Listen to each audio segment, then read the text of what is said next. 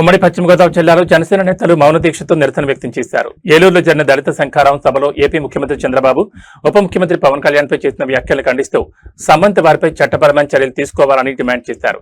ఈ మేరకు గోపాలపురం నియోజకవర్గ జనసేన నాయకురాలు దిరిసిన ఫాతిమారాణి ఆధ్వర్యంలో నల్లచర్ల పోలీస్ స్టేషన్లో ఫిర్యాదు చేశారు. అనంతరం పోలీస్ స్టేషన్ నుంచి నల్లచర్ల సెంటర్ వరకు భారీ ర్యాలీ నిర్వహించి అక్కడ మౌన దీక్ష చేపట్టారు.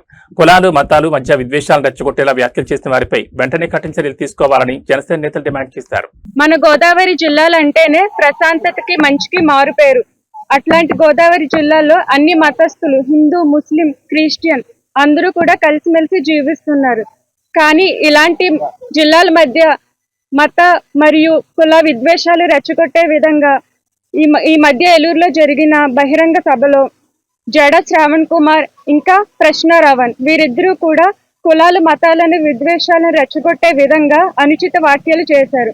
మన జనసేన పార్టీ అధినేత ఉప ముఖ్యమంత్రి పవన్ కళ్యాణ్ గారిని విమర్శిస్తూ, అలాగే జనసేన పార్టీని విమర్శిస్తూ వాళ్ళు చేసిన విమర్శలు మా జన సైనికులందరినీ తీవ్రంగా బాధ కలిగిస్తున్నాయి. అలాగే జడ శ్రవణ్ ఇంకా ప్రశ్నారావణ్ని నేను ఒకటే అడుగుతున్నాను. డాక్టర్ బిఆర్ అంబేద్కర్ గారు రాసిన భారత రాజ్యాంగం ప్రకారం మనందరికీ కూడా రైట్ టు స్పీచ్ అని ఒక ప్రాథమిక హక్కు ఉంది.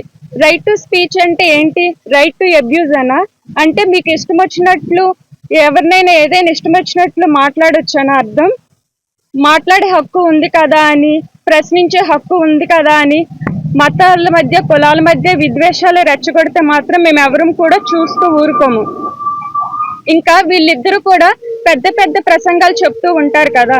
బైబిల్ గ్రంథం ప్రకారం ఒక సామెతల గ్రంథం ఒకటే చూసుకున్నట్లయితే ఎవరైతే సహోదరుల మధ్య విద్వేషాలు, ఎవరైతే గొడవలు పెడతారో వారంటే యెహోవాకి హేయులు అనే విషయం మీకు తెలీదా?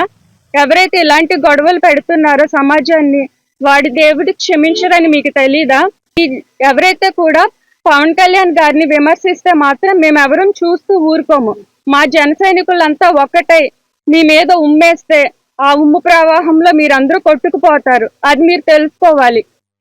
అదే విధంగా ఇలాంటి విద్వేషాలన్నీ నశించాలని చెప్పి యేసుక్రీస్తు ప్రభువు యొక్క దీవెనలు ఎల్లప్పుడూ శ్రీ పవన్ కళ్యాణ్ గారి మీద ఉండాలని చెప్పి మేమందరం ఈ రోజు కూడా సిలువతో ర్యాలీ చేస్తున్నాము, మౌన దీక్ష చేస్తున్నాము.